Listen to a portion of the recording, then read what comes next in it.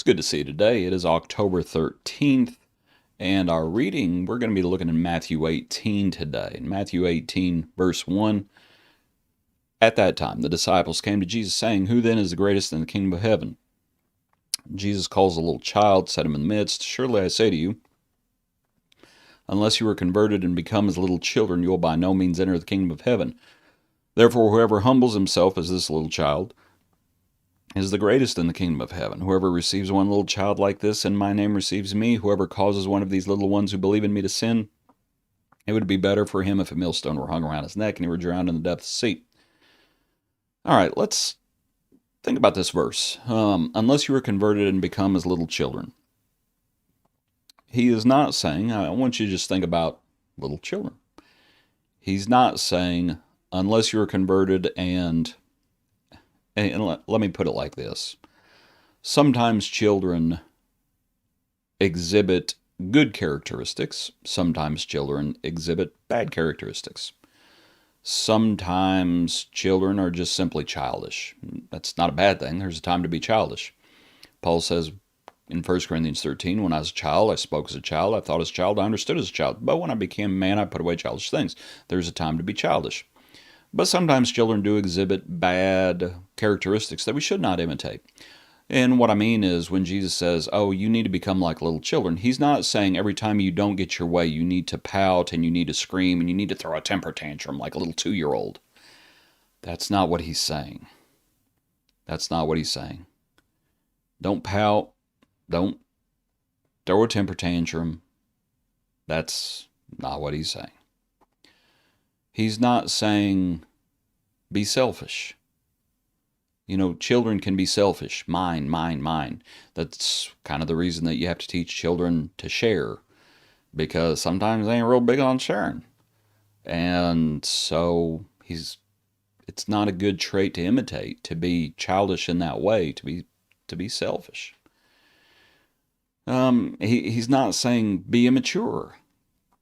We need to grow in grace and knowledge. There's a time to be immature, but we need to have our senses exercised to discern between good and evil. And so he's not saying be immature. Well, what is he saying? He's saying be humble. Therefore, whoever humbles himself as this little child is the greatest. They're arguing about greatness. Children don't usually do that, at least real young children. And he's saying be humble. Be humble. Now I want you to see, though, he's also talking about, as he says, whoever humbles himself as this little child, but then he also says whoever receives one little child like this in my name receives me.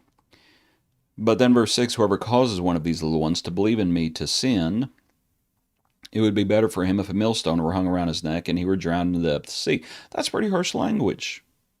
That's pretty harsh language. Whoever causes one of these who believe in me to sin. And what I want you to just see is look at the context of Matthew 18. I want you to consider.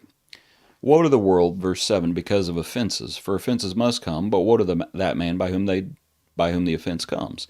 If your hand or foot causes you to sin, cut it off, cast it from you. It is better to enter life lame or maimed rather than having 2 hands or 2 feet and be cast in everlasting fire.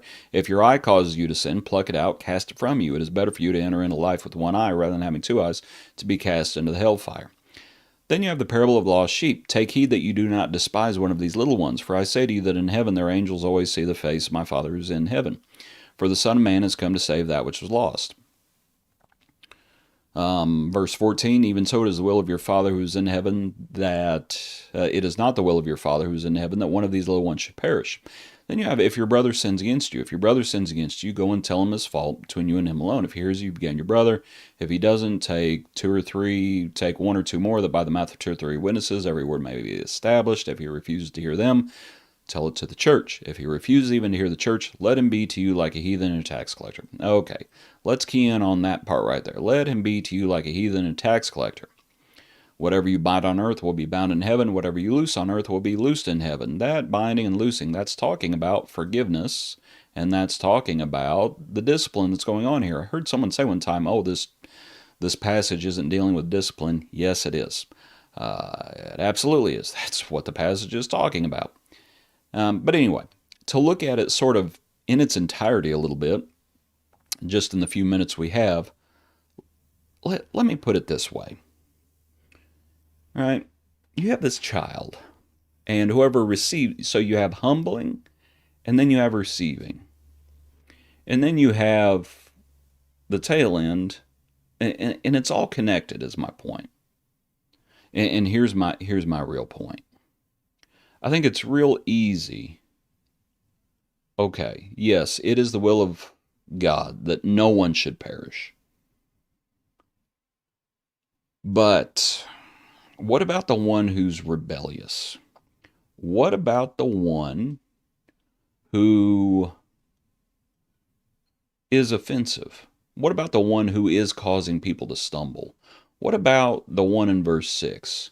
It would be better for him if a millstone were hung around his neck. What about that one?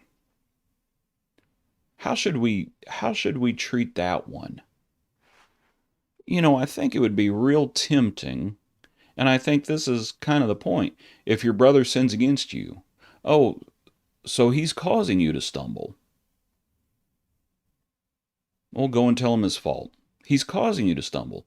But if he's not going to turn from his way, what should you do? Let him be to you like a heathen and a tax collector. Let me put it another way. Verse 6, the millstone. It would be better for him if a millstone were hung around his neck and he were drowned in the depths of the sea. I feel like sometimes that people think, and I'm kind of scatterbrained today, so I'll put it this way. If someone had a millstone hung around their neck and they were thrown into the sea, would you want to hang on to them? Would you want to go fishing for them? Let me put it another way. I'm putting it, I know, I'm rambling, pardon me. If your eye causes you to sin, pluck it out and cast it from you. Are you going to walk over there and take your eye home with you after you've thrown it from you? If your hand or foot causes you to sin, cut it off, cast it from you. Leave it alone. Leave it alone. That's the point. Yeah, the Lord doesn't want anyone to be lost, but the bottom line is, as it says, offenses must come. Woe to the world because of offenses, for offenses must come, but woe to that man by whom the offense comes. What about the man by whom the offense comes? What about the stumbling block? In the worst of ways about the stumbling block. How should you treat them? Well, you try to get them to turn from their way, but if they're not going to turn from their way, what do? You going to go fishing for that person who has the millstone hung around their neck and thrown in the depths of the sea? Are you going to go pick up the hand or the foot or the eye that's cut off or plucked out? Are you going to, and now we get into the latter verses, let him be to you like a heathen and a tax collector? And some people just want to hang on to them. And the whole point of this passage, by the way, don't think, oh, well, the Lord loved heathens and tax. The Lord is using this figure because it's a figure they understood. He's saying, if they won't listen to you, if they won't listen to them, if they won't listen to the church, they're not listening to anybody, and cut them off. That's what he's saying. Cut them off. Have nothing to do with them. They're stumbling blocks, and they're stumbling blocks for you. And if you hang on to someone who has a millstone hung around their neck and they're thrown in the depths of the sea, you're going to sink right along with them. So you better be real careful. So, you see how it's all connected? They're arguing about greatness. And it's, okay, be converted. Be converted. Like a little child. Not pouting. Not temper tantrum. Not selfish. Not any of those things. But be humble. Be humble, but also be careful. Don't be a stumbling block to these little ones either, because if you're a stumbling block, see, both things are addressed here. So, hope this is helpful for you. Appreciate you. Hope you join us for our next look into God's Word.